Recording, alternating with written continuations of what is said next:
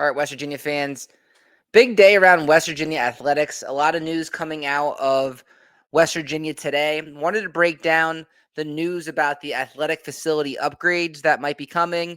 Talk about the recruiting class, and it's really heating up in the recruiting cycle with National Signing Day just a few weeks away. So a lot of big time recruits are considering West Virginia. So wanted to break down those topics today before we hit the Colorado game tomorrow. Before we do that, if you're a West Virginia fan, please remember to like and subscribe to JerseyEER.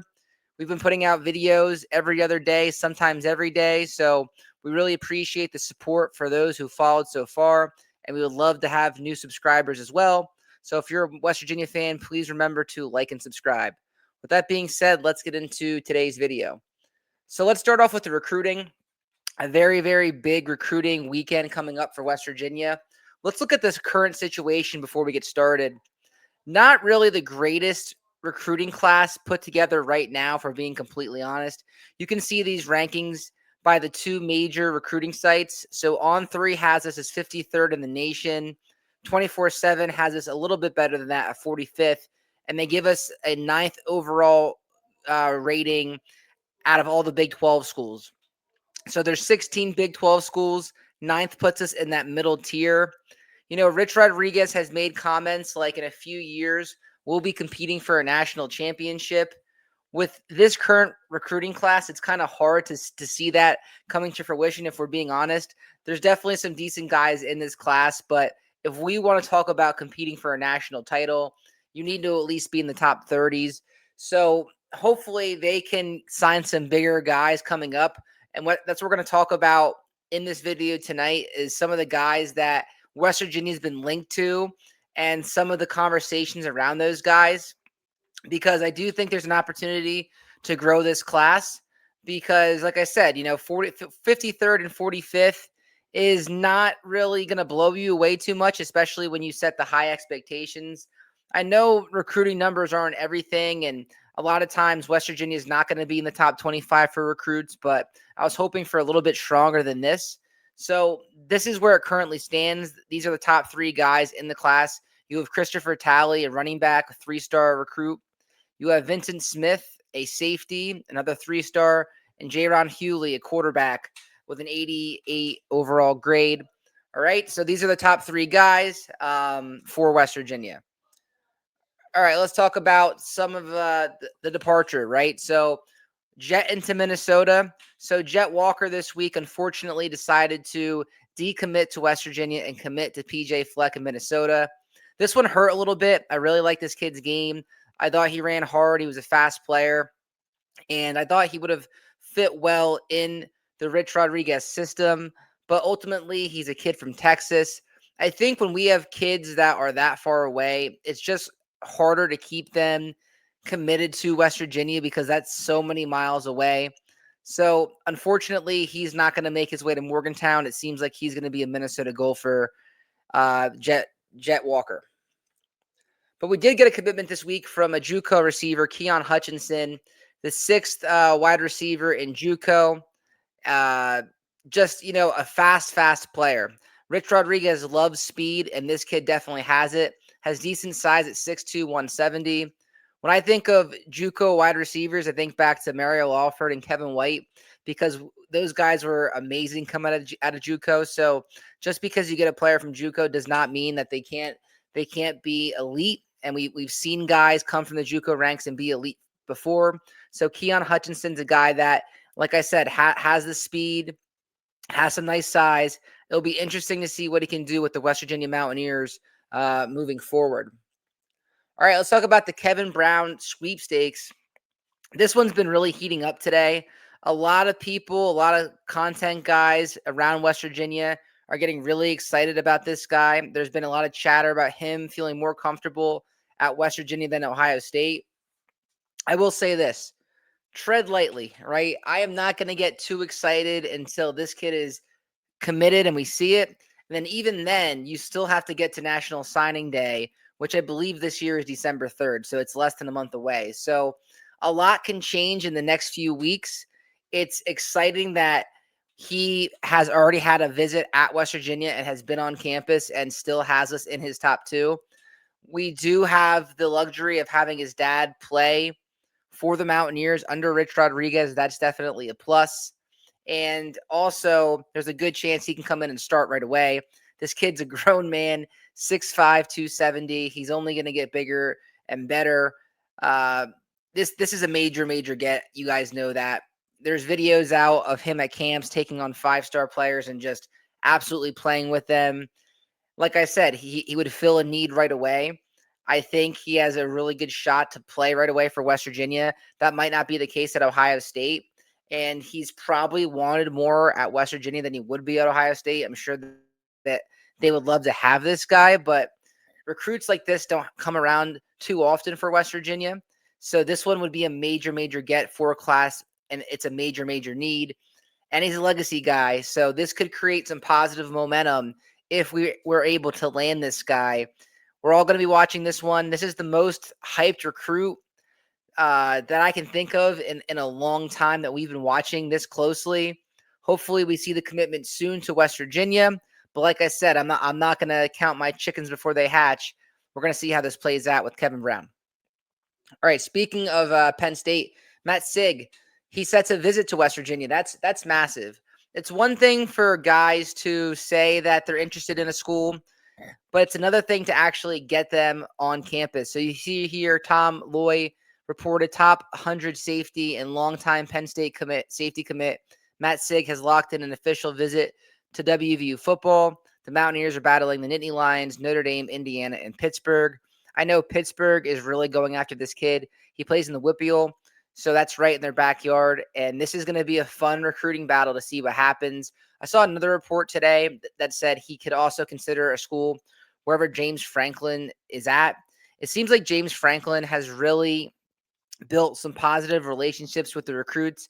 Anytime you see recruits on visits at Penn State, you can see Franklin dapping them up on the sideline, saying hi to their parents. So it seems like he had a really good relationship with those kids. And then if you look at like LSU, a lot of those kids stayed committed even though their coach left. So it seems like a lot of these kids had a very great relationship with James Franklin, and it's not the Penn State brand. And this is what West Virginia has to do, right?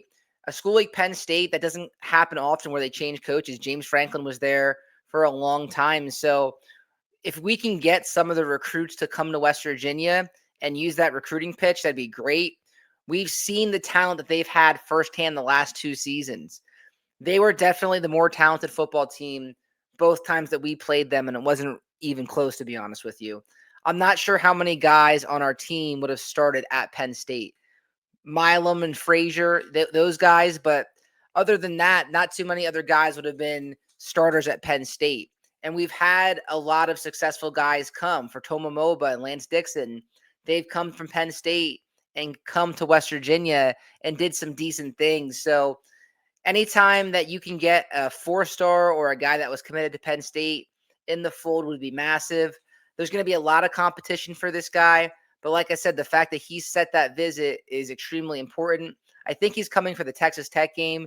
I think that's what I saw earlier today. So keep an eye on this kid. But like I said, there's going to be a lot of suitors, and I'm sure a lot of people are going to be aggressive. But who knows? If Kevin Brown comes, maybe this kid decides to come too with him. Keep an eye on this one. This would be a major get for West Virginia. This kid is a great athlete.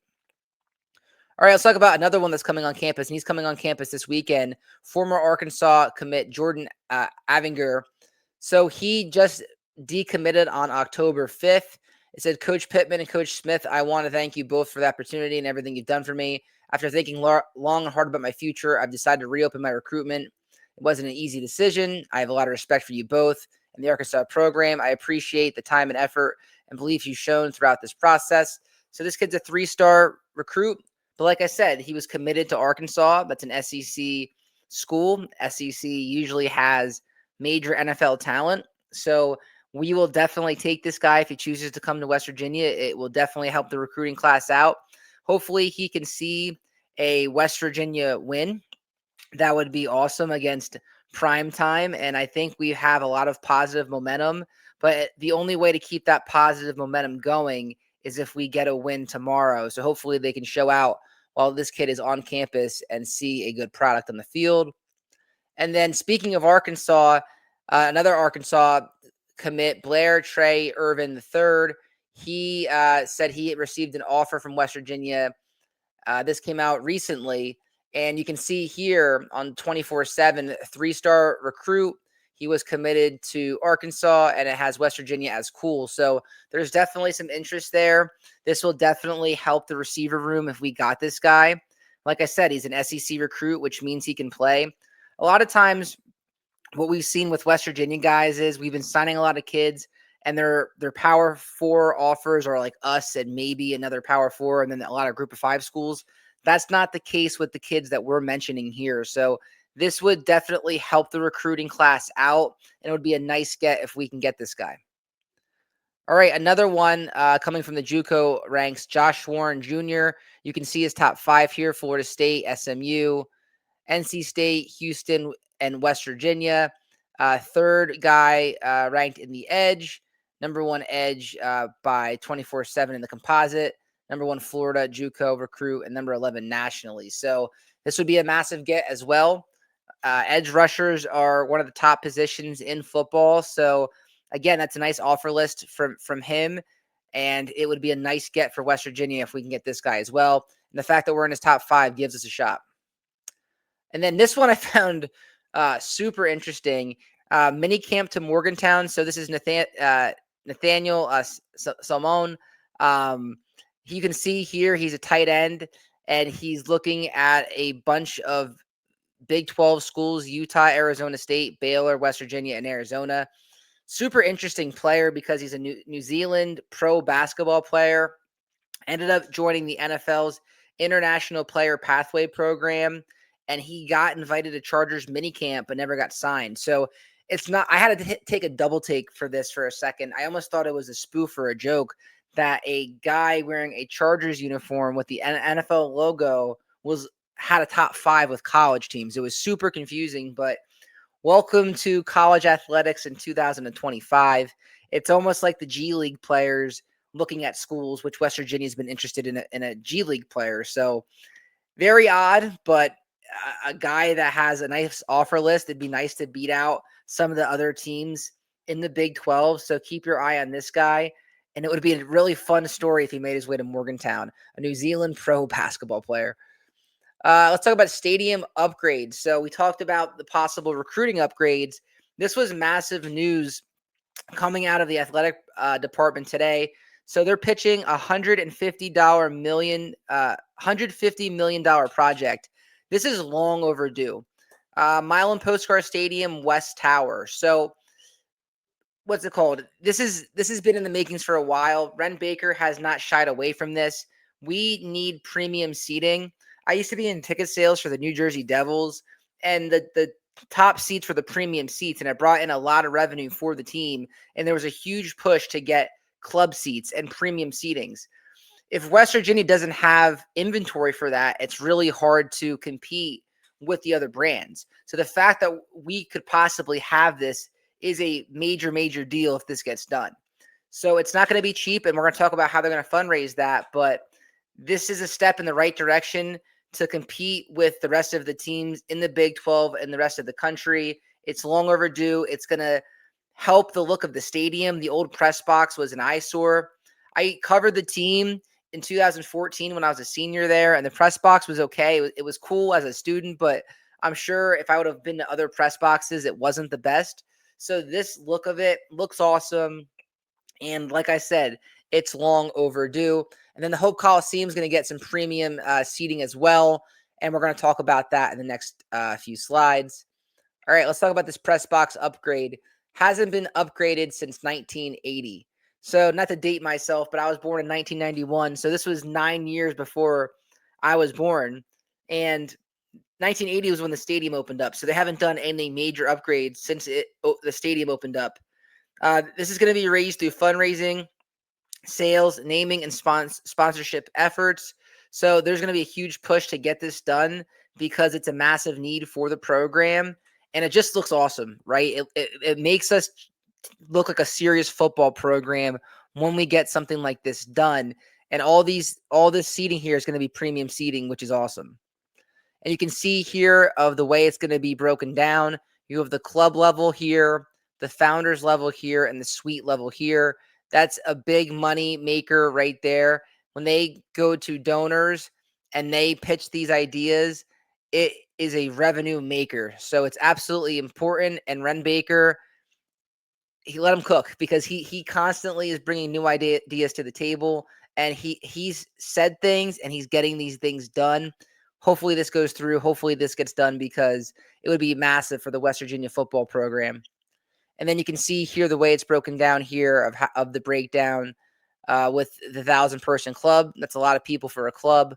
The founder suites, the other suites here, the lodge seating, luxury boxes, and then also they're going to make this better for the media as well. So a lot of people are going to benefit from this upgrade. And then let's talk about the Hope Coliseum upgrades. This is going to be a $1.5 million project. They're going to do 85 lodge seats and 16 ledge style upscale seating in the arena. This is massive too. Any chance for you to get premium seating is an absolute moneymaker. And it's something that we need to do, especially with rev share and the NIL era. So this is kind of a sketch of what it's going to look like. They're going to have to take some seats out. We'll probably lose a little bit of seating, unfortunately, but it's going to be high dollars rolling in, which we desperately need for this athletic program. So you might see it something like that in the Coliseum coming soon. And then same thing here. You have the ledge style suites, and then you probably have like an open bar situation, premium seating there coming to the Coliseum once this gets passed through everything. Okay. And that's all I got. So we just wanted to get on here and talk about the possible upgrades. It's an exciting time to be a West Virginia fan, even though the team has struggled this football season. We have a lot of positive momentum with the recent games they've had. Basketball's 2-0. I know it hasn't looked great all the time, but they have some upgrades coming soon too with Chance Moore and Jackson Fields. So things are looking up. The stadium upgrade should be cool if they get done. So the recruiting is heating up. It's going to be an exciting, wild time. I've been putting out videos every day because there's news around these programs every day, and I'll continue to do so as it comes in. I appreciate you guys. If you're a West Virginia fan, please remember to like and subscribe to the show. Let's go Mountaineers. We'll talk to you tomorrow after the Colorado game.